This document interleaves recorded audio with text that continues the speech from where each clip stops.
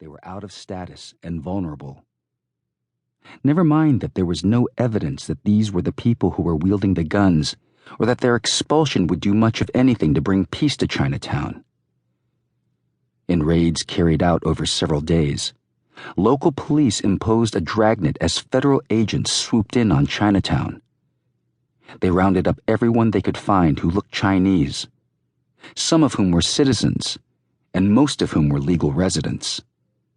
Without warrants, they raided restaurants, gambling houses, laundries, theaters, tenements, and shops. They dragged people from their beds. If wiping out the scourge meant running roughshod over individual rights and playing fast and loose with the law, they proved alarmingly eager to step up. Detainees by the hundreds were ferried by paddy wagon to the federal building, where they were herded into a large room and examined through interpreters, one by immigration officers in impromptu hearings. Those with papers were released. Those without documents were placed under arrest, arraigned, and sent to the Tombs, Lower Manhattan's jail, or to Ellis Island. Men who had never brandished a weapon in their lives wept as they were held without bail to await certain deportation. No other immigrant group had ever been targeted the way the authorities were going after the Chinese. Italian and Irish émigrés had fought their share of brutal gang wars, but nobody had ever rounded them up for wholesale expulsion. Yet this time, the government was acting as if the only way to bring peace to Chinatown was to get rid of its Chinese, through whatever means necessary. How it came to this is the story of 4 bloody wars and countless skirmishes fought intermittently over more than 3 decades in New York's Chinatown and the Chinese quarters of several other cities in America's East and Midwest, with their attendant casualties, peace parleys, and treaties.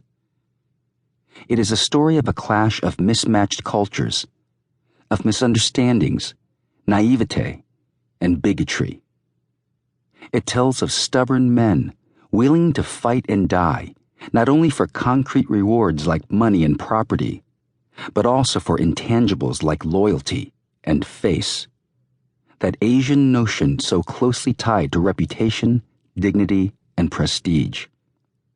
And it is the story of a veritable army of precinct captains, detectives, and uniformed officers, bound and determined to stop them.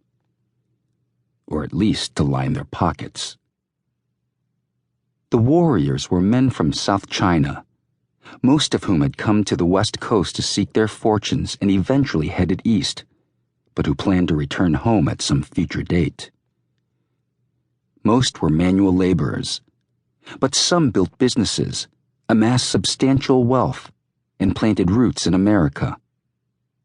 The Tongs were their secret sworn brotherhoods, organized ostensibly for social purposes, but very much involved in criminal activity.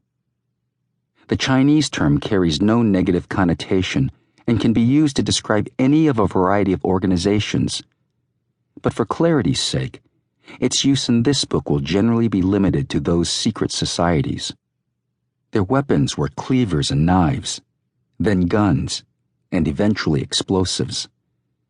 And their primary battleground in New York was a triangular parcel of land, not much larger than an acre, adjoining the seedy 5 Points neighborhood of Lower Manhattan, bounded by Mott and Pell Streets, Chatham Square, and the Bowery, and including the whole of Crooked Doyer Street.